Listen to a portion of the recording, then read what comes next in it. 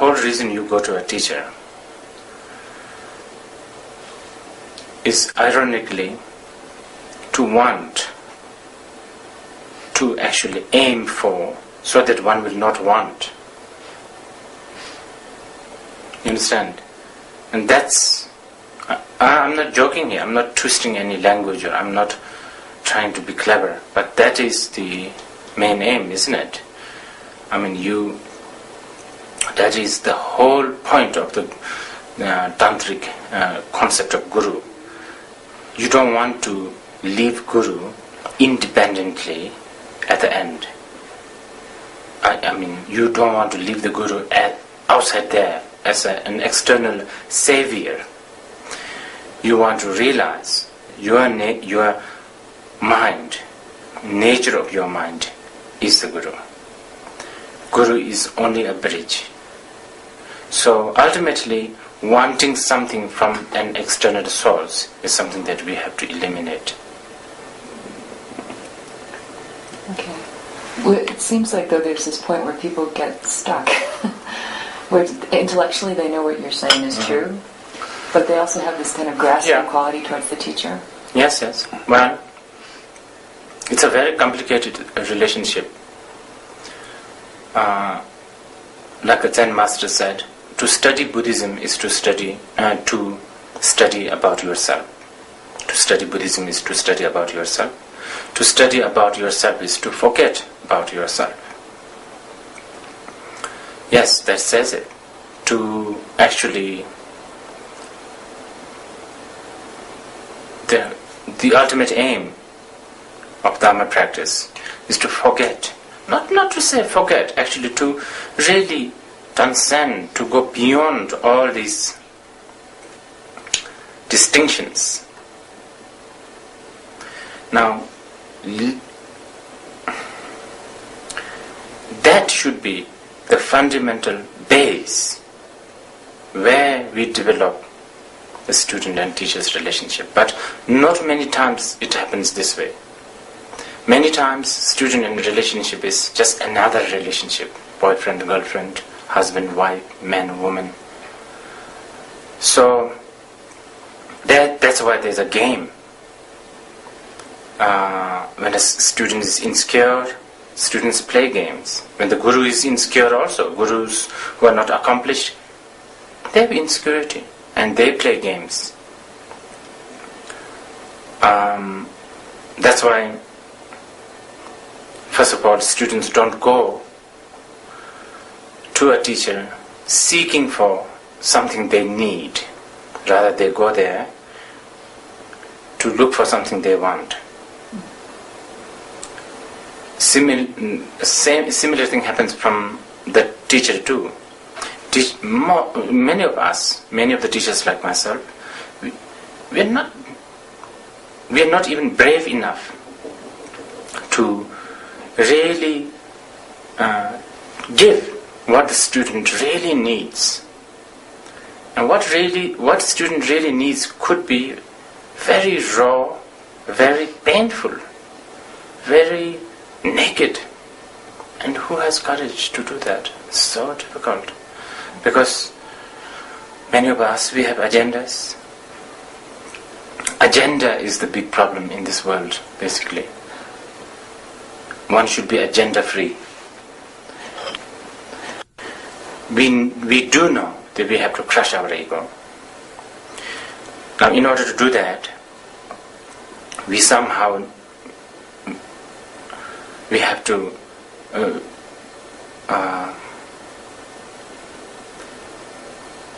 see a model, so if you like, okay, a model who has done it, okay, and we have to admire that model. And when we admire, then there's Father, there's the leader, there's all that thing, Buddha, whatever. So that's the only way to go. I mean, how would you teach someone in order to crush their ego? Look at your teacher as your maid. It won't work. But then, maybe for some very peculiar people. But it does work when you need to look upon as someone higher than you, or someone who's more pure than you. Is there a point where students can get stuck, though, as in like a parental relationship, not trusting their own? Oh yeah, that can happen. That's what I was saying before. Many teachers have many teachers don't have courage to give their children, their disciples, what they need, because they have agenda. They want to give them what they want. And that can spoil them. That can make them emotionally dependent on them. Very much. That's big responsibility for the teacher.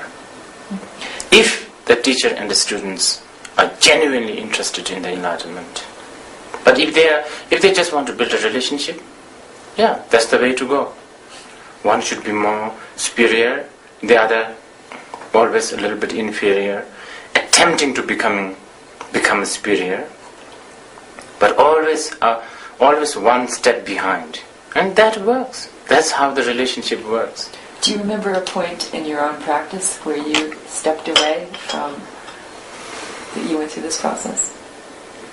Seeing my teacher as human beings, seeing my teacher as impure and all of that, all the time, even now.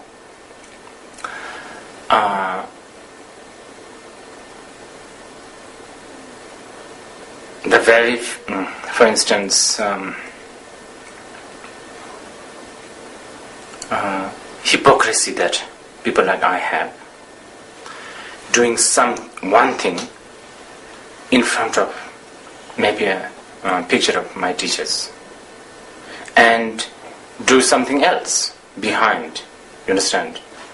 And that shows that there is a lack of acceptance that your teacher is the Buddha. He knows everything. There is no such thing as behind the picture or in front.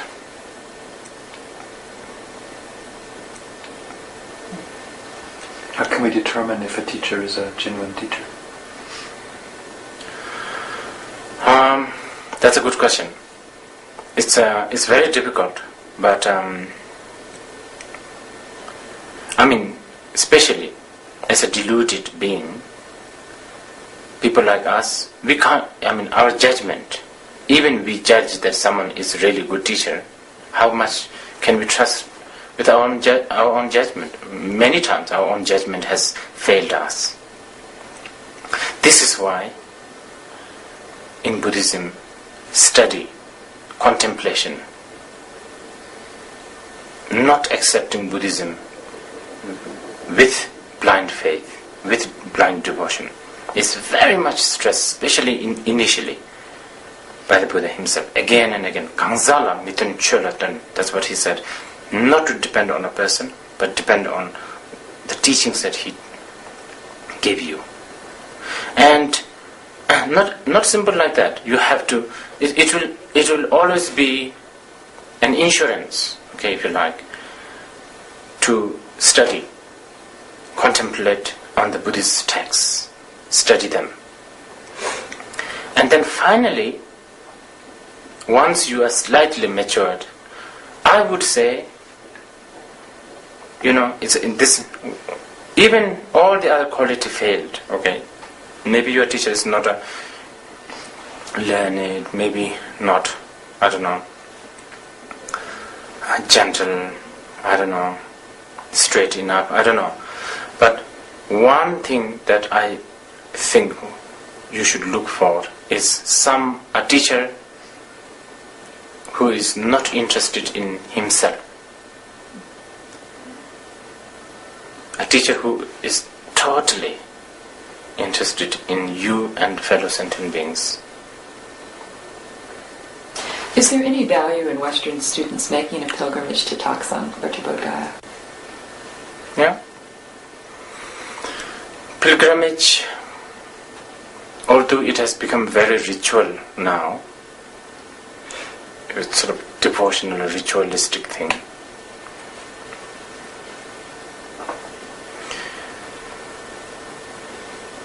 the essence of going to all this pilgrimage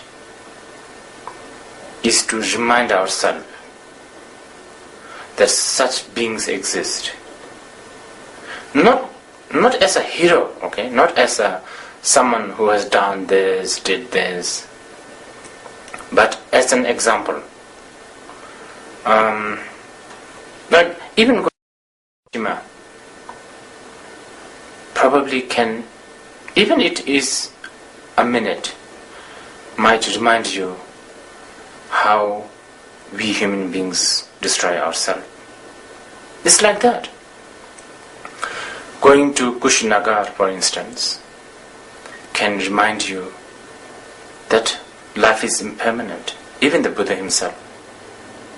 Going to places like Saranath can remind you that one of the greatest... I'll just wait until that thing passes. Okay.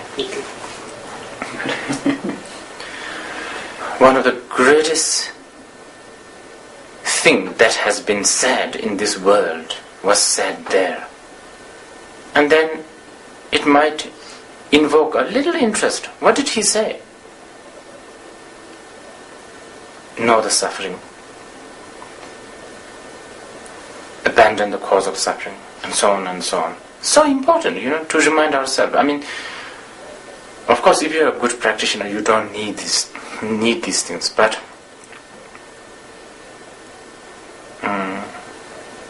I think one should help ourselves with all kinds of help.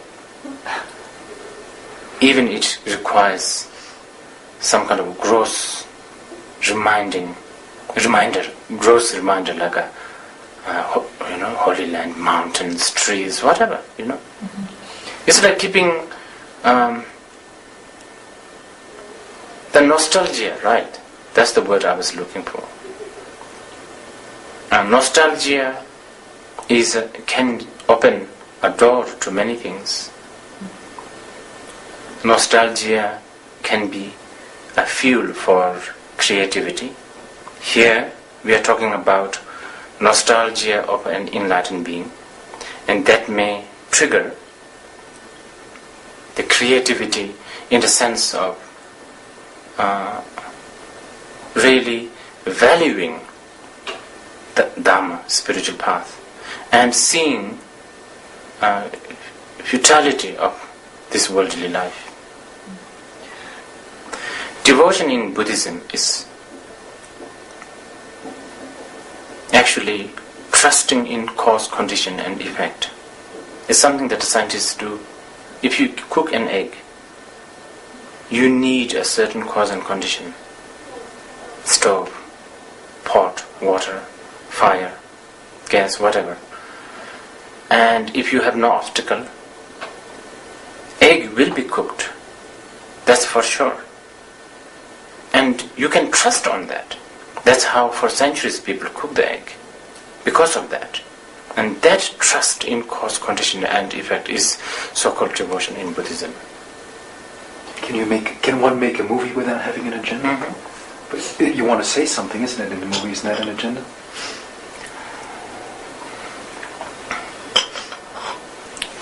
I think, yes. I think there is few directors who did that, right? Without any script. Without any sort of not even knowing what is it that they're going to shoot. I have heard there are great directors who has done, and outcome are actually quite amazing film. I believe that. We are so stuck with a certain lifestyle, a lifestyle that needs to be arranged, programmed. It's getting worse actually. We are getting further and further. We are getting more and more distant from spontaneity. And that is really creating all the big mess. I mean, like ecology. We are not happy to spontaneously just camp under a cave or a tree. We need to now have a hotel, for instance. So the credit cards and all of that. We human beings, we ask for program life.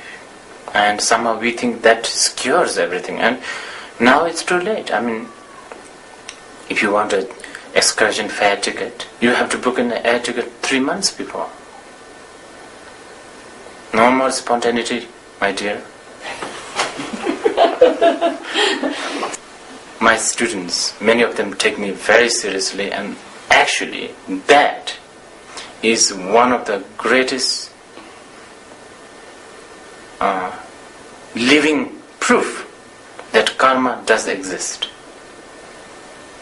Because here I am, out of nowhere, a Bhutanese, and there are people, from United States, from Canada, from France, and these people are very sophisticated. They are taught to think, they are taught to challenge, but now they are all sycophant. They believe everything what I say. This proves that these people have a lot of karmic debt with me, and they have to pay that debt, and they will keep on believing in my word. Western students are very, very fresh, and that's a very, very big advantage.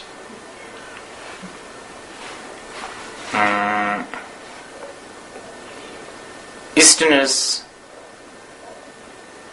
they're more confident with the path and the teaching, just because there's a trust. Because I guess it's the society.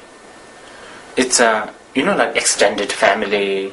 If the mother is busy, shopping, she can trust and live it with, like the 14th uncle or the auntie, whatever.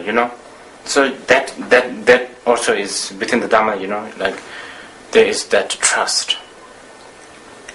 But you see, the thing is, the very trust can also has its own disadvantage, because then it becomes blind faith. The very freshness of the West, the freshness, the inquisitive or skeptical, they are very good quality. But then sometimes this can also go too far. You end up not practicing anything, because you are just analyzing all the time. Okay. I'll ask one question. I'll stick my neck out here. Your students consider you enlightened, Rinpoche. Do you consider yourself enlightened? Me? No, because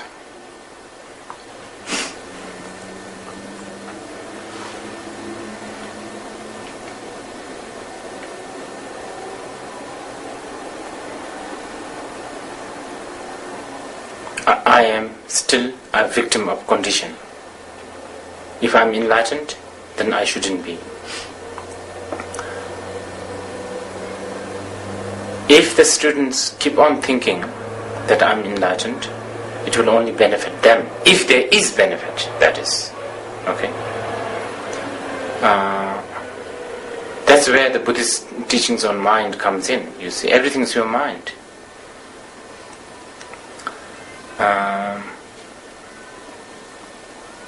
Can you say a bit more about that, Rinpoche? I know you've said it many times other places, but just for purposes of this. It's like,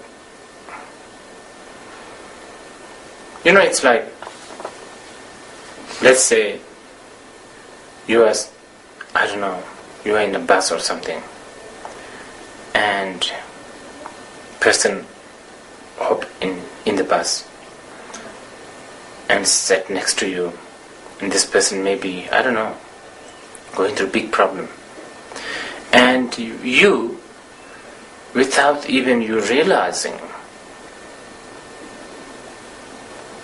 You didn't do anything. Maybe you just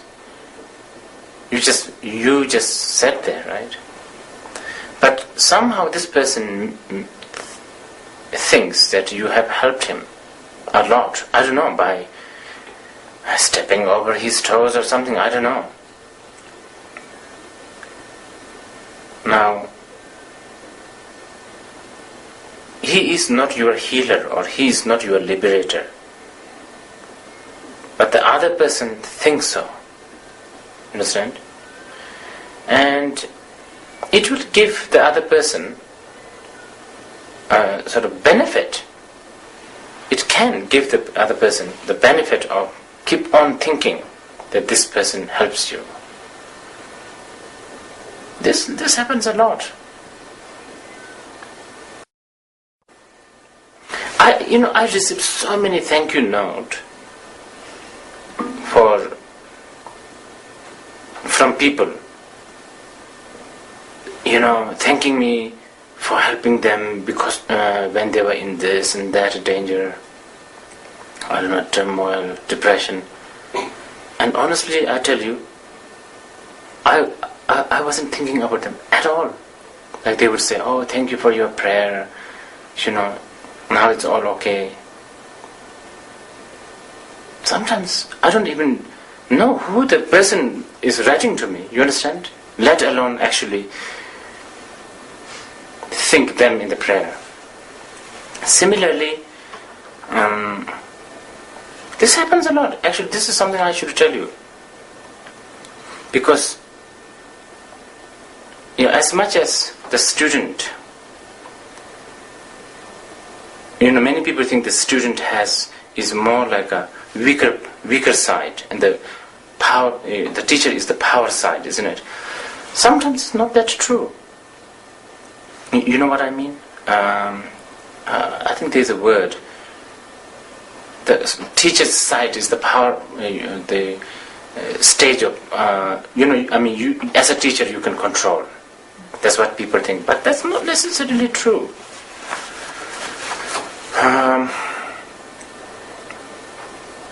For instance, like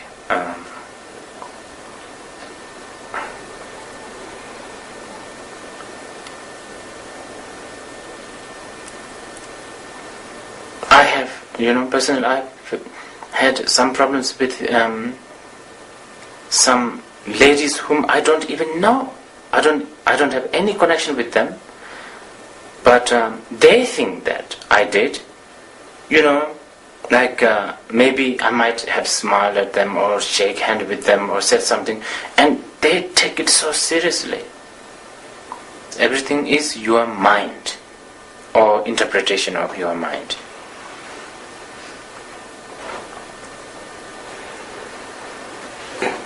Everything is your imagination, and there is nothing that is not an imagination. Therefore, imagination is very powerful. Imagination is only reality that we have. Within the imagination, there is a fantasy and the reality in the relative world. Buddhists in general, they are trying to train people's mind to think on gentleness, kindness, love, compassion, and so on and so on. That's all path. But when you talk about everything as mind, you are approaching to the ultimate truth. Ultimately, yes, as we approach to the ultimate truth, first thing we have to realize is that then we are not talking about path, okay? You see, don't bring the path in here. When we talk about a path, of course we have to talk about goodness and badness and all that. What needs to be abandoned, what needs to be practiced. But as we approach to the ultimate, then we don't talk this anymore.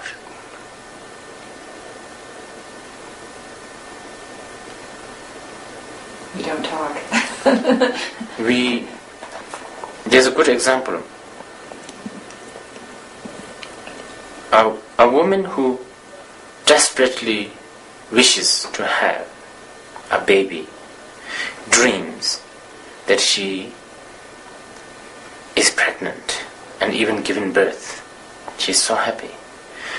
Within the very same dream, baby dies. she's very unhappy. She wakes up.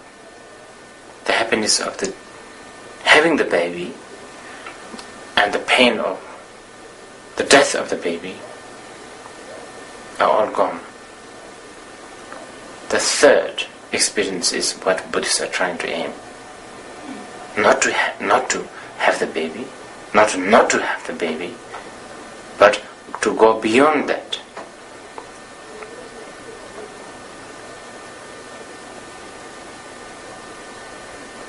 Okay. Thank you, Rinpoche.